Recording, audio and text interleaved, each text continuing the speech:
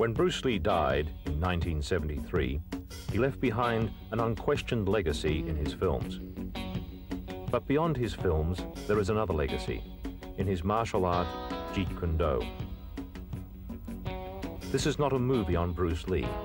It is the first and only training film on Jeet Kune Do by Bruce Lee himself.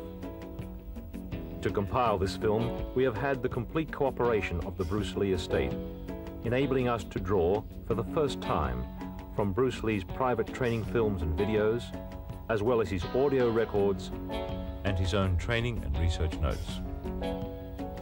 The film is narrated by Bruce Lee, with additional input from his son Brandon Lee and from Dan Inosanto, the man Bruce chose to carry on his Jeet Kune Do.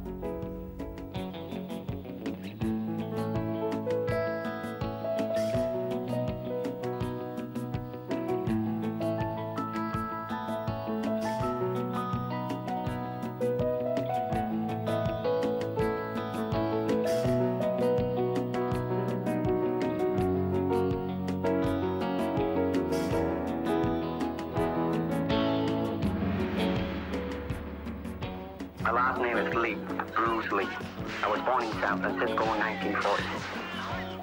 My martial art is, in Cantonese, Jeet Kune Do, the way of the intercepting fist. In case you have missed the recent news, Jeet Kune Do, of which I am the founder, has been elected and accepted into the Black Belt Hall of Fame in America. This marks the first time a recently developed form of martial art is nationally accepted. No, Jeet Kune Do is not thousands or even hundreds of years old. It started in around 1965 by a dedicated and intensified man called Bruce Lee, and my martial art is something that no serious martial artist can ignore. I met Bruce Lee in 1964 through Ed Parker, who was my Kempo karate instructor at that time. And it was the first year of the first international karate championships held in Long Beach. When Bruce arrived in the United States, he had the training in Wu-style Tai Chi, sometimes in Hong Kong they call it Unga. And he had the, of course, training in Western boxing. He had training in fencing from his brother. That's epee, that goes from toe to head. He had training, obviously, in Wing Chun. And the other area was the training he had received in, they call it Buk Pai, or it's Tam Toi. He knew 12 sets in Tam Toi. And then, believe he traded with a Choi Lee Fat man. So those were the arts that Bruce brought into the United States. In the beginning, he used the Wing Chun as the base system, or the first system. But as time went on, he went away from that, started to extract different things from different systems and put it to his personal use. That's why we say absorb what is useful and reject what is useless for you. That's the concept. Okay? He says using no way as a way. In other words, it's not a Japanese way, it's not a Chinese way, it's not a Korean way, it's not an Okinawan way, it's not a Filipino way, it's not an Indonesian way.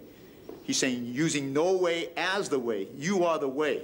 Okay? Then he's saying using no limitation as a limitation. That's the concept in Jeet Kune Do. That means I don't limit myself to a Filipino style or an Indonesian style or a Malaysian style. I use what is useful for me, because at certain times a certain art may be useful under a certain environment. Kung Fu is originated in China. It is the ancestor of karate and jiu-jitsu. It's more of a complete system, and it's more fluid. Kung Fu can be practiced alone or with a partner. Practicing alone, they involve form. Some imitate a crane, a monkey, a praying mantis. Martial art include all the combative arts like karate or Judo. karate, judo, Chinese kung fu or Chinese boxing, whatever you call it. All those. You see, like Aikido, Korean, I can go on and on and on. But it's a combative form of fighting. I mean, it's not, some of them became sport, but some of them are still not. I mean, they use, for instance, kicking to the groin, jabbing fingers at the eyes, and things like that. He mixed his trapping into grappling. He had 32 different sequences, as you could see in The Game of Death and the Way of the Dragon, those two films. He was getting into grappling, the face locks, the head locks. Originally, Bruce taught us various different trapping methods. For instance, if the punch was to come and we were to trap it, we would come back here and we would lock up. This would be the lock-up positions that we would use.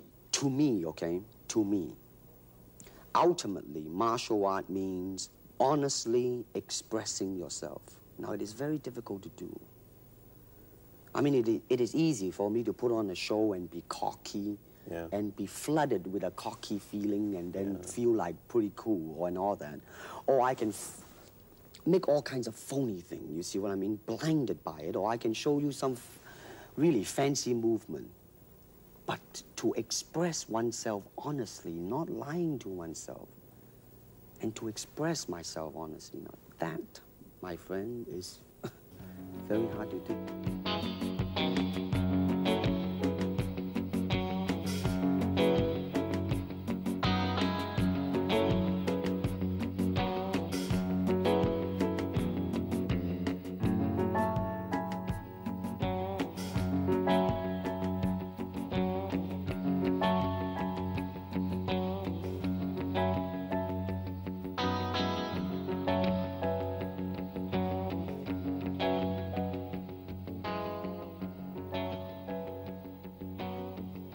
Ever since the Big Boss, there seems to be a wave, a hot wave, in fact, of finding another Bruce Lee among all types of people, particularly martial artists, ranging from karate man, hapkido man, judo man, etc., etc.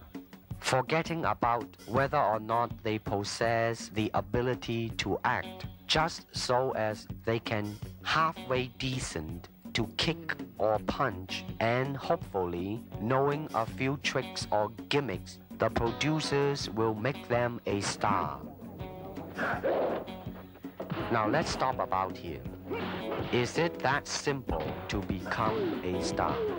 Well, I can assure you it's not that simple. Also, I can tell you that as more Bruce Lee's films are shown, the audience will soon realize not only in acting ability, but in physical skill as well, they will see the difference. For example, in The Way of the Dragon, my skill is matched with an American champion, Chuck Norris, who happens to be a 7-time winner of both the All-American Open and World Karate Championship as well. Then there is Bob Wall, the 1970 heavyweight karate champion, plus Wang Yanjik, the 7th degree Hapkido expert, which some audience have seen him in the film called Hapkido.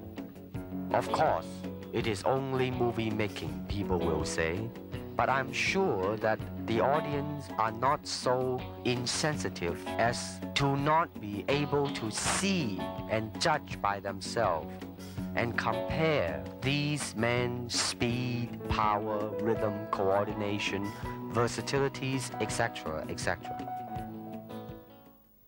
I started training with my dad really as soon as I could walk. I mean, my dad was a really diligent trainer, and he always had people over at the house practicing. My dad had a circle of students that were close to him, and so they were friends of our family. And one of those men, Danny Inosanto, continued to be my teacher, so it's kind of a nice unbroken line. I have his books at home with all of his underlining and his notes in them, and it's fascinating to see where he drew his sources from, you know, from what sources he drew. He's got books on Western fencing at home that he would use, on boxing. I remember he always used to say that you want to try and absorb what is useful, discard what is useless, and add what is essentially your own, you know, and that was kind of his credo in creating Jeet Kune Do. When people ask me the question in interviews generally what my style is, I usually say, well, my father created the art of Jeet Kune Do while he was alive, and I have been trained in that. because it's simple to say that. However, I actually truly feel that it's a little bit too simple to say that, because Jeet Kune Do was my father's very personal expression of the martial arts. He intended it to kill a lot of sacred cows. So I always feel a little bit silly saying that I practice Jeet Kune Do, although I certainly have been trained in it. Yeah. It would be more accurate to say that I practice my own interpretation of Jeet Kune Do, just as, frankly, everyone who practices Jeet Kune Do does, because that's what it was intended to be. Danny, my Sifu, always talks about teaching Jeet Kune Do concepts. In other words, teaching someone the concepts, a certain way of thinking behind the martial arts, as opposed to teaching them techniques. To me, that kind of illustrates the difference between giving someone a fish and teaching them how to fish. You know that old story, right? You can teach someone a certain block, and then they have that block. Or you can teach someone the concept that lies behind such a block, and then you have given them an entire area of thinking that they can grow and evolve in themselves. They can say, I see, so if that's the concept, then you could probably also do this, right? Yeah. And that's, I think, a lot of what lies behind Jeet Kune Do, and that is then dedicated to creating a really creative, free-form martial artist. You see, actually, I do not teach, karate, because I do not believe in styles anymore. I mean, I do not believe that there is such thing as like Chinese way of fighting or the Japanese way of fighting or whatever way of fighting, because unless human beings have 3 arms and 4 legs, we will have a different form of fighting. But basically, we have only 2 hands and 2 feet. Unless we have other group of beings on Earth that are structurally different from us, then there might be a different style of fight. Now, why is that? Because we have 2 hands and 2 legs now. The important thing is, how can we use it to the maximum? In terms of path, well, straight line, curved line, round lines, they might be slow, but depending on the circumstances, sometimes that might not be slow. And in terms of legs, you can kick up straight, same thing, right? Now, and after all that, then you ask yourself, how can you honestly express yourself at that moment? And being yourself, when you punch, you really want to punch. Not you want to punch because trying to avoid not getting hit, but to really be in with it and express yourself. Now that is to me the most important thing, and that is, how can I, in the process of learning how to use my body, to understand myself? Now, the unfortunate thing is, now there's boxing, which uses hands, judo, which is throwing. Now, I'm not putting them down, mind you, but I'm saying one thing that is a bad thing, and that is, because of style, people are separated. They are not united together, because styles became law, man. But the original founder of the style started out with hypotheses. But now it has become the gospel truth. And people that go into it, man, became the product of that. It doesn't matter how you are, who you are, how you are structured, how you are built, how you are made. It doesn't matter. You just go in there and be that product. And that, to me, is not right. So styles tends to not only separate men, because they have their own doctrines, and then the doctrine became the gospel truth, that you cannot change, But if you do not have styles, if you just say, well, here I am, as a human being, how can I express myself totally and completely? Now, that way, you won't create a style, because style is a crystallization, I mean, that way, it's a process of continuing growth. First, we use the feet. And then we use the elbow. In fighting, there is a finger jab, there is the punch, there is the back fist, and the side kick. It depends on where you hit and what weapon you will be using. I can use my longest weapon, my side kick, against the nearest target, your kneecap. This can be compared to your left jab in boxing, except it's much more damaging. You name it, man, we use it all. You have to, you see, because, I mean, that is the expression of the human body. I mean, everything, I mean, you know, not just the hand.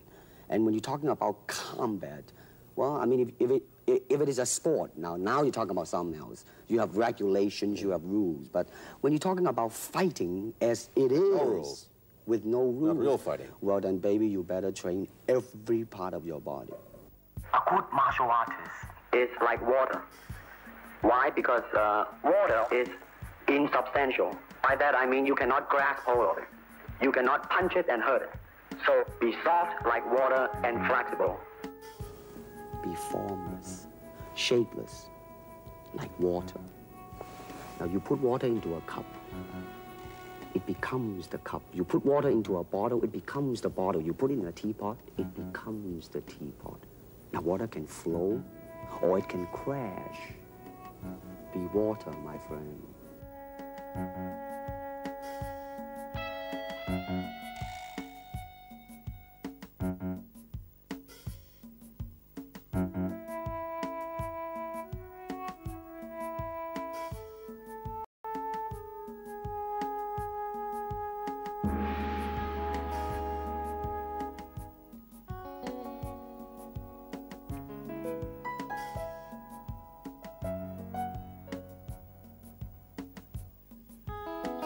How can I maintain lightning speed without sacrificing tremendous punching power?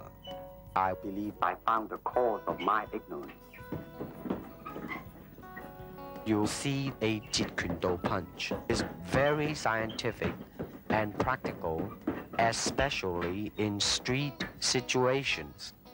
Okay, I'm going to start off with the basics. Normally we were taught in the right lead, but I like to go with the left and right lead, so I'm going to demonstrate in the right lead, okay? Now when the punch comes, you parry it across like this, and as you do so, you strike, okay? Slow motion, 1, see? 2.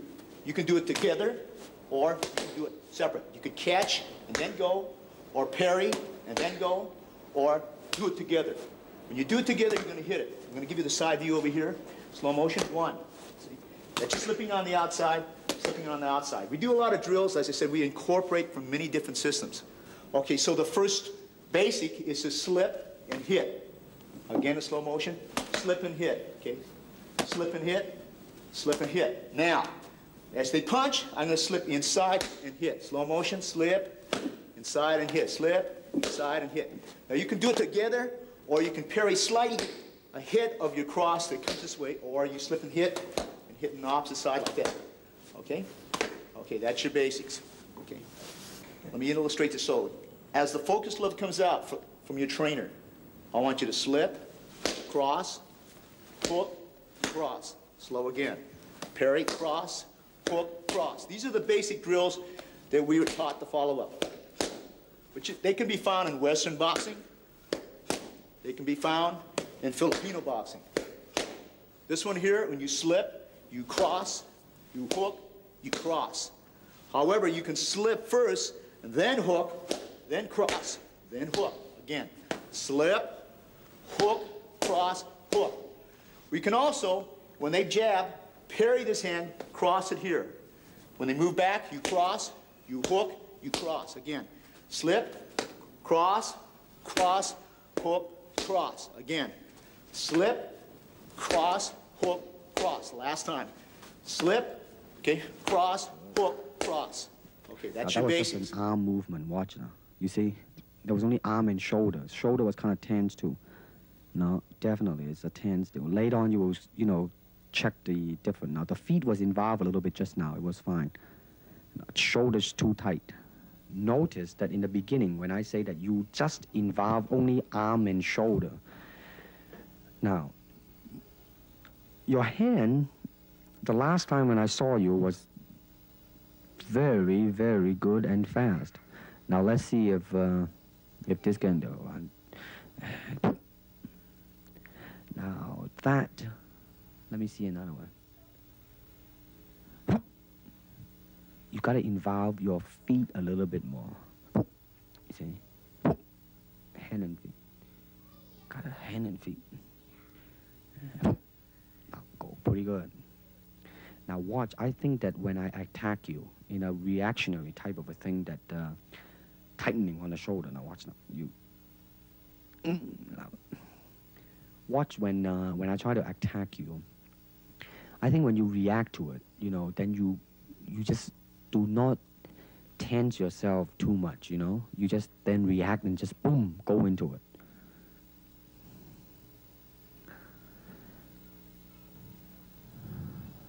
Now that, I just say, use only the hand just now, I say. Now, boom! You see, when you move your hand and feet, boy, it makes a world of difference. You see, now, you should be a little bit more relaxed in the beginning. Aha! It's getting there, my friend.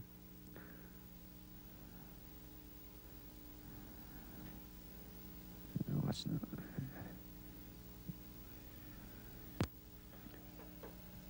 now. Good. That one was pretty good.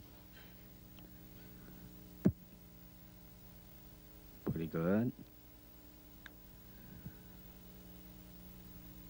No, that was a little bit too tight. Now watch this one. Good. Now that could be used in film. Here we go. Okay, let's say that this person is standing here. At this point, for purpose of illustration, I might use what they call the sachet, okay, what they use in Savate, which is like that, see?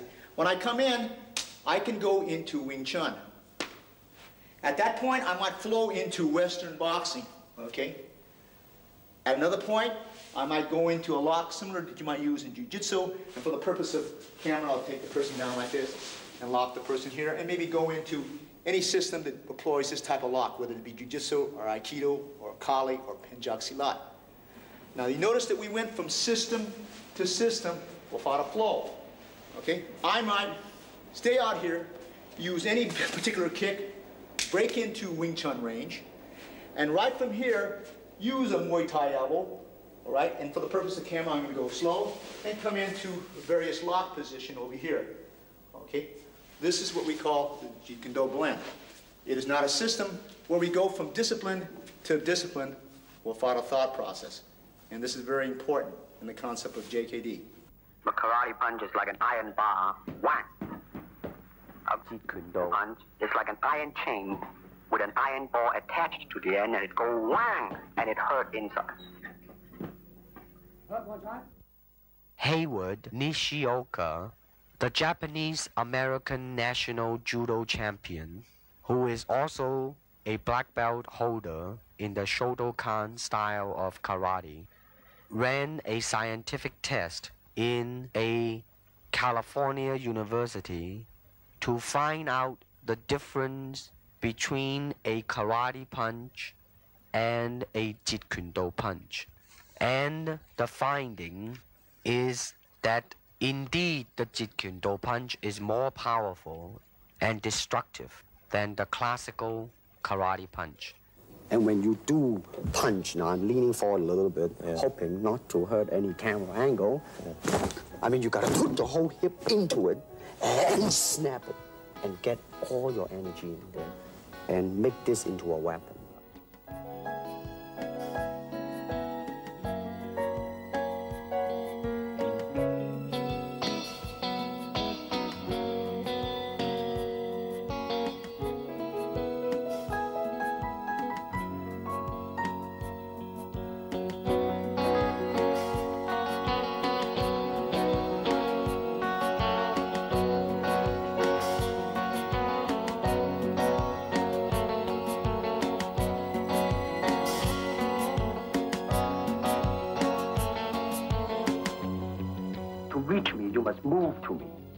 Your attack offers me an opportunity to intercept you. Don't charge in blindly.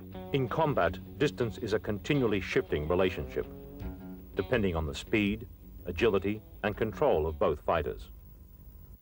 It is a constant, rapid shifting of ground, seeking the slightest closing, which will greatly increase the chances of hitting the opponent. Okay, so I'm going to start off first with the footwork system, because this is the mobility system or the transportation system, or the system of delivery, okay? Traditionally, when he started off in 1964, when he taught me, we raised the left heel up. This thing is pointed in, and this is what he referred to as the Bai Zhang stance. like this, okay? So I'm going to start off first with the basic footwork. This is a step and slide shuffle, step and slide back. Okay, so this is the first two. Advance, retreat, move to the right, and move to the left. In the beginning of those earlier years, in 1964, they always went with the right lead. But as time went on, we decided to go both left and right lead. So we again practiced our footwork with advance, retreat, move to the left, move to the right. Then we advance and retreat in one motion, and we retreat and advance. Double advance, double retreat, double left, and double right. This should be also done on the right lead, as I'm doing here very slowly, okay, and switching over as so, okay. The basic footwork in which we use, okay. This method here, he taught us also, is slide and step. And slide and step advance.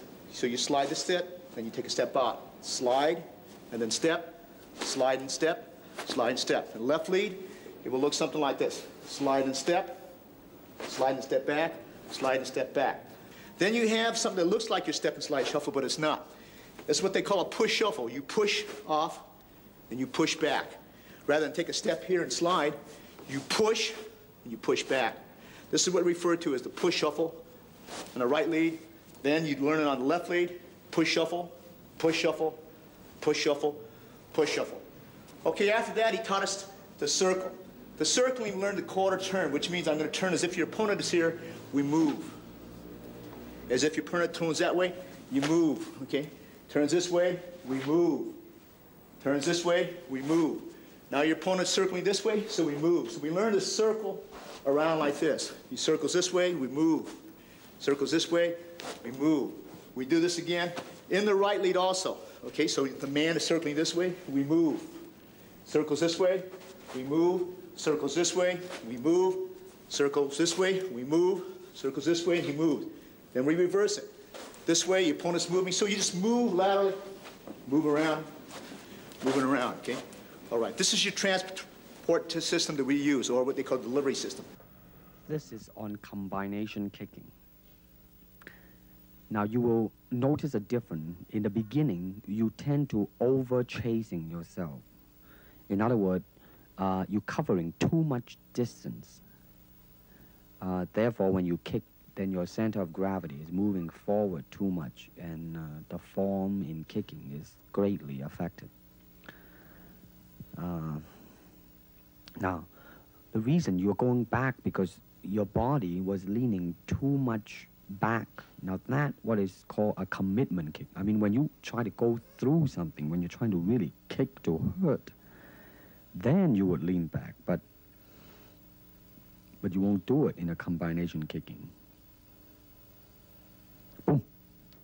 No, you see, you are rushing yourself there. I mean, you should really, in the beginning, just take your time and just go boom and boom and now. You see, you're still, it's not so much on the physical. Mentally, you are chasing yourself out, Now, watch this now. In slow motion, bum and bum. But you see, the body line is always there instead of overreaching, you know what I mean? You kind of rest back. But as you progress on, though, here we go. 1 and 2, just easily, you know what I mean? Here we go. And 1, that's good. 2, and then once you get that, then you go into the kicking form. Make sure that it is right, and 2, and 3. Now you are more in control now.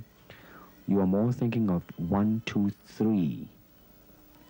And don't just, think of 3 already. That's even better now. Now there is snap at the end in this one too. The other one, you are just, doing a form and a boom and a boom and a boom. You see, all you need to do is just really snap the leg and just step and slide into it. Boom and a boom and a boom. That's right.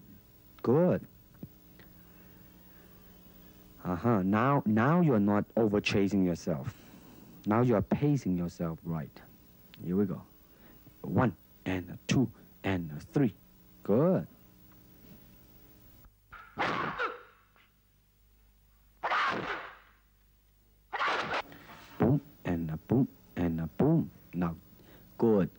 the last one, though, you were a little bit off balance, but there was definitely a doom, doom, doom in there, you know. Here we go, kick me, boom, and boom.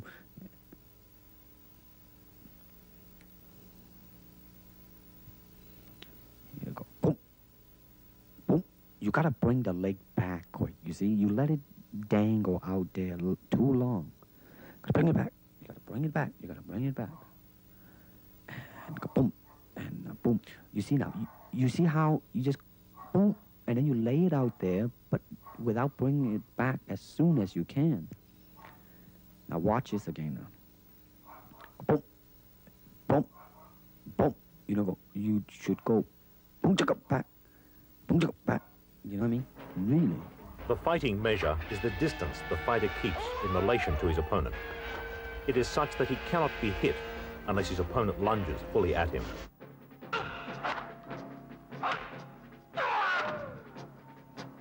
Martial art has a very, very deep meaning as far as my life is concerned, because as an actor, as a martial artist, as a human being, all these I have learned from martial art.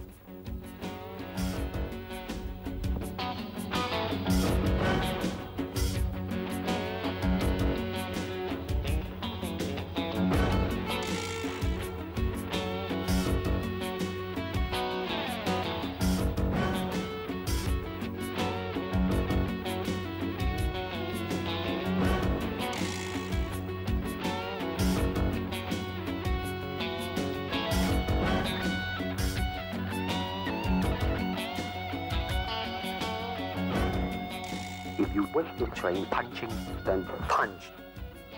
If you wish to train kicking, then kick. The power from my kicks and punches are bursting. I demonstrated a side kick on Ken Knutson, a powerful Goju stylist that moved so fast that he felt as though his eyeballs were still where he was standing. Now, first of all, I noticed that in this tape,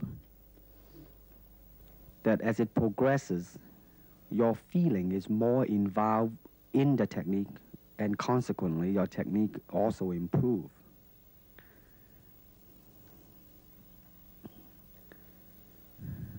Now, the foot at the ending position in impact is kind of dangling a little bit. Watch it now. Right? I mean, it's not a definite, substantial, straight line directed at it and, you know, hit it square and then come back. Good. Now, that was a pretty good reaction.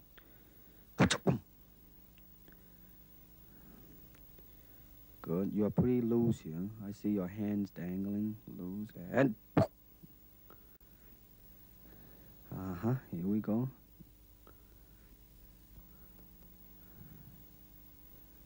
One more time.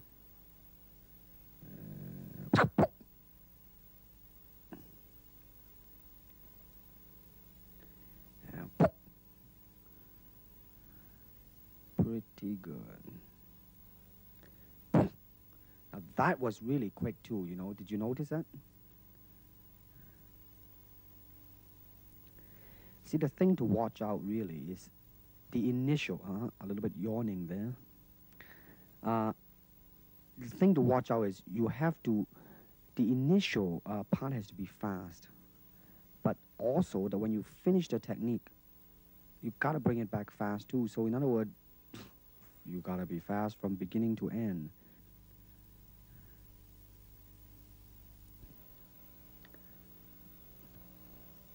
In the spin kick, you will notice a very good lesson in there. Now, just now, it was a little bit off. The good lesson that I mentioned, now, you are very much in control of the movement. By too much control, therefore, you are kind of concerned about the execution. Therefore, you kind of, you know, like, really tight. Boom. Now, that was a pretty smooth movement. But now watch this now. Now, right now, I'm telling you to, you know, really just forget about it. Just do it. Now, boom, you see? Right on the target. When you just ease the burden of your mind, you just do it. Now watch the next two kick now. Just go boom, right on the head, man. And good speed too. And boom, boy, right on the head. See, now that's James Coburn in there, kicking. You see what I mean now? You really just shoom, and go into it. You can feel the difference when I put my body behind the kick. I mean, you got to put the whole hip into it and get all your energy in there and make your kick into a weapon. Now, let's see what... Now, in this one, I want to see the initial speed and suddenness of your attack. This is just a simple attack, I think a side kick. And I just wanted you to see how, go in there. Now, you're bouncing now for the sake of bouncing. Now, boom. Now, that one's not there. Now, that one now, you have good intention, you made up your mind, you just go. Not bad, not bad. Now, notice your kick when you finish, you just let it drop down, you do not bring it back quick enough. Now, your initial was quick. If you bring it back quick, the whole kick would just look like a boom. Now, again, you see, you did not bring it back again. You move, and boom. Good, very good suddenness. Again, you notice your leg, you did not bring it back. Now, boom. Good. Now, I really like the suddenness, of your... Maybe just a little step there, but it's... Listen, man, it passed. Boom. Now, you see, you're moving your leg, but your shoulder is a little bit... Now, that was pretty good. That was pretty good. Your shoulder may be a little bit tense. The upper body and the lower body has to be united. Now, you see now, I don't think we mentioned this because your leg was... You see, you let it stay and then back. Boom. Now, see, I really, definitely, your initial move has, really improved. Really improved. Relax and move and... 1, 2, 3. Now that was good. That was good.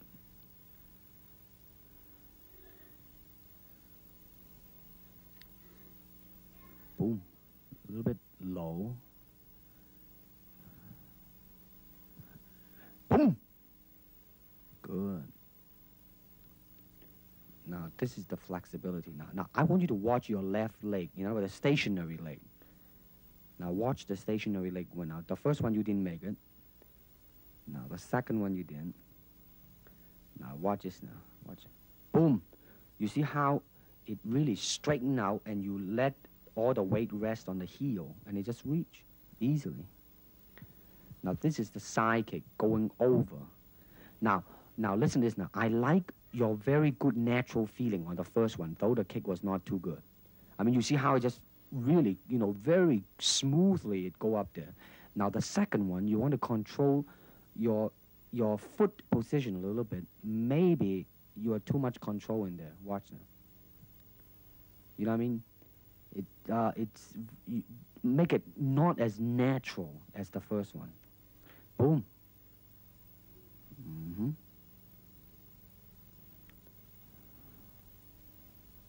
You see now, when you do it right, man, when it touches, your left leg is all stretched out and it's just an easy type of a thing. Now, I think we are comparing. I let your leg dangle out there. I asked you to do it because, so you will get a feeling of it. Now you're going to bring it back quick now. Watch this now. And, you see?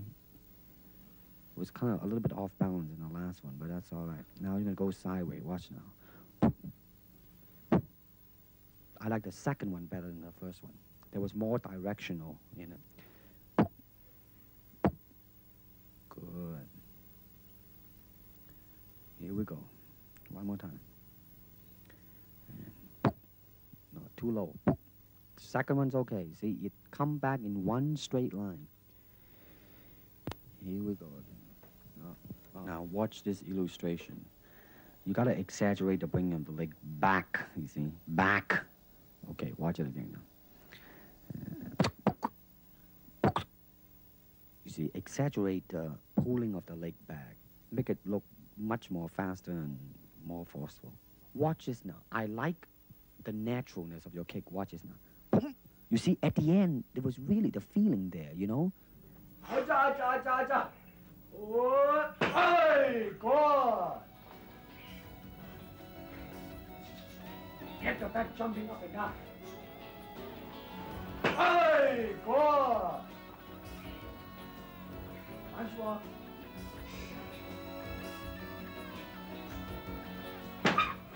Good.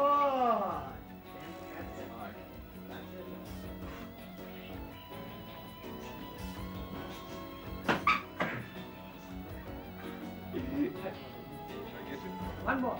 One more. Check loose everything. Really tight. Yeah. You want to. I see your hesitation.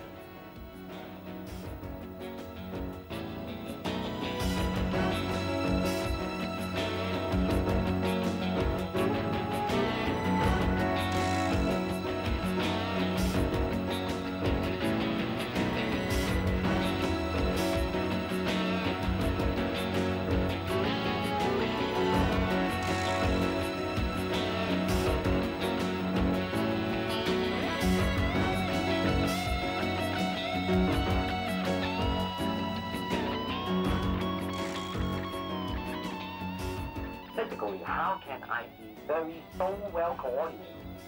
That means you have to be an athlete. That means you gotta have jogging and all this basic ingredient, right? Well, my dad made a point at the time that he was training that there were a lot of martial artists who weren't paying enough attention to their instrument, you know, and certainly the instrument of the body is what you're going to be using in your practice of the martial arts. So I think it's very important to keep up the tempo, so to speak. I'm interested in that point you reach where you actually fail from exhaustion at something, whether it's a weight training exercise or a cardiovascular exercise. I'm interested in seeing just how much that point is a physical point and how much it's a mental point. And so that's what I do. I jump a lot of rope, I run, I ride a life cycle. I much more prefer to go out and actually ride a bicycle or run and, you know, see some scenery. And then I work out down at the academy, which is on some levels a very cardiovascular workout. Some of the classes I take, like the Muay Thai kickboxing classes, a hell of a cardiovascular workout. Yeah. And then some of the classes are more technique oriented, so you're not huffing and puffing so much as you are just learning individual techniques. And then I work out at the weightlifting gym, where I do 2 body parts a day, pretty much, and then I break that up occasionally. So I do like back and biceps on one day, chest and triceps on another day, or something else, and delts and legs on the third, or something like that. And it was just switch it. I found that was generally the best thing to do, whether it was with a high weight or a low weight. And what I understood the process to be was that working with heavy weights would build mass, whereas working with low weights was intended to build like density and really carve out the muscle a lot more. And since I personally have never been interested in getting large as much as just getting cut, I tended to work with a lower weight. But then to me, getting cut is also mostly a question of vascularity. It has to do with how much body fat you're carrying. So I've always done a lot of cardiovascular work because that's also real world power too. I mean, I suppose it's good if you want to pick up heavy objects to have large muscles, but cardiovascular stamina is something that seems to come in handy a lot more often than a large muscle would. You go down to the academy and you try and do a 3-minute round on the Thai pads, and I don't care how big your muscles are, if you don't have a real good cardiovascular system, you're going to be dead in about 45 seconds, and I'm still going to be going.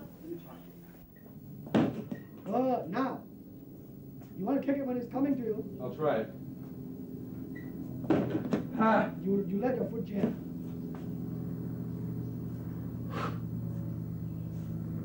Drive the sucker. You're pushing. Okay, now, Jim, go and kick a bean back and give me the thrust the sucker to kick them up.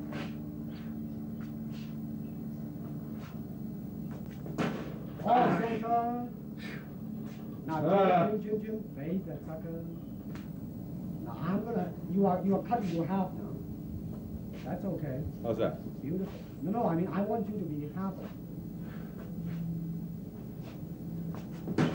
You're still kicking a little bit off to the side. Kick him directly, Good. Now don't kick it again, but don't turn your body so much when you finish. Try to still face him when you finish, okay? Good. Now kick the sucker when he comes back. Not yet, not yet. Dance.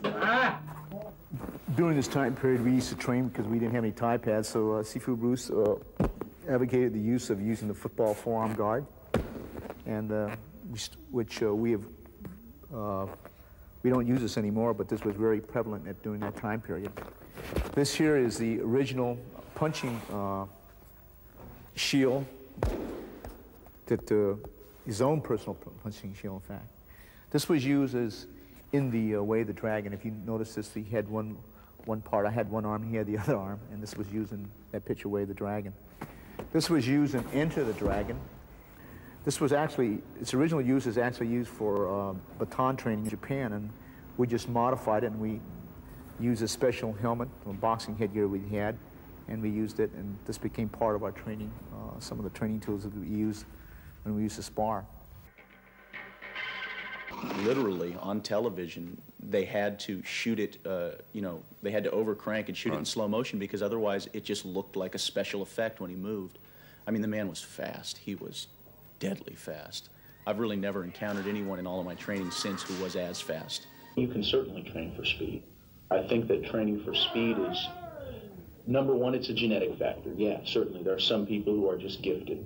You know, they are fast naturally. But I think training for speed, on the whole, is a question of muscle memory.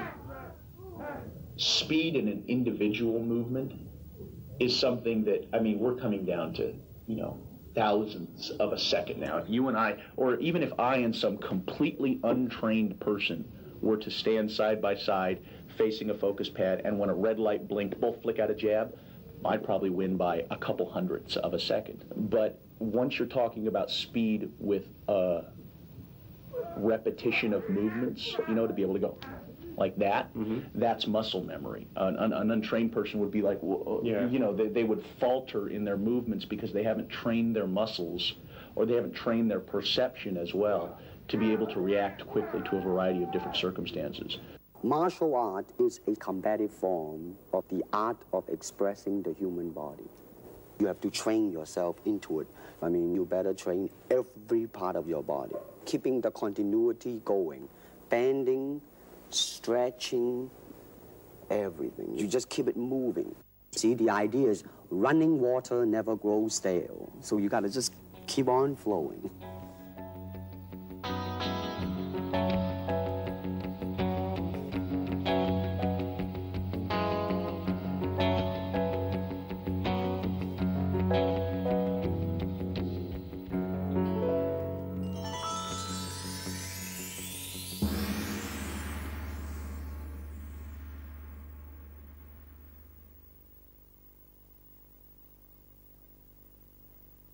When the opponent expands, I contract. And when he contracts, I expand. And when there is an opportunity, I do not hit. It hits all by itself. To me, at least the way that when I teach it, all type of knowledge ultimately means self-knowledge. So therefore, they're coming in to and ask me to teach them not so much of how to defend themselves or how to do somebody in. Rather, they want to learn to express themselves through some movement, be it anger, be it determination, or whatsoever. So in other words, what I'm saying, therefore, is that he is paying me to show him in combative form the art of expressing the human body. Jeet Kune Do is not a style.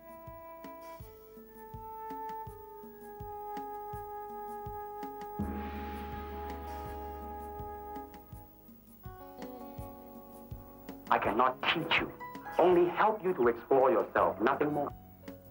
Here it is, the natural instinct, and here is control. You are to combine the two in harmony. Not, if you have one to the extreme, you will be very unscientific. If you have another to the extreme, you become all of a sudden a mechanical man. Now, James Coburn is a peace-loving man. I mean, he's really, really nice. I mean, super mellow and all that. I mean, you know, I mean, now he appreciates the philosophical part of it. Therefore, his understanding of it is deeper than Steve. The martial arts, which are an integral part of my life, come entirely from my father. But the martial arts, I'm completely beholden to my dad for. I mean, he started me in the martial arts when I could walk. He trained me my entire life until he passed away.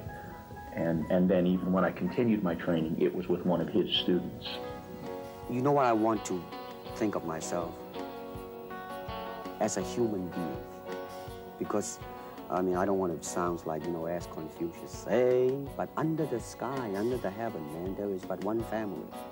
It just so happened, man, that people are different. A good martial artist does not become tense, but ready. Not thinking yet, not dreaming. Ready for whatever may come. When you move down the road towards the mastery of the martial arts, and you are constantly moving down that road, you end up coming up against these barriers inside yourself that will attempt to stop you from continuing to pursue the mastery of the martial arts. And these barriers are such things as when you come up against your own limitations, when you come up against the limitations of your will, your ability, your natural ability, your courage, how you deal with success and failure as well, for that matter. And as you overcome each one of these barriers, you end up learning something about yourself. And sometimes the things you learn about yourself can, to the individual, seem to convey a certain spiritual sense along with them. I don't believe in systems, nor in methods. And without system, without method, what's to teach? I found the cause of my ignorance.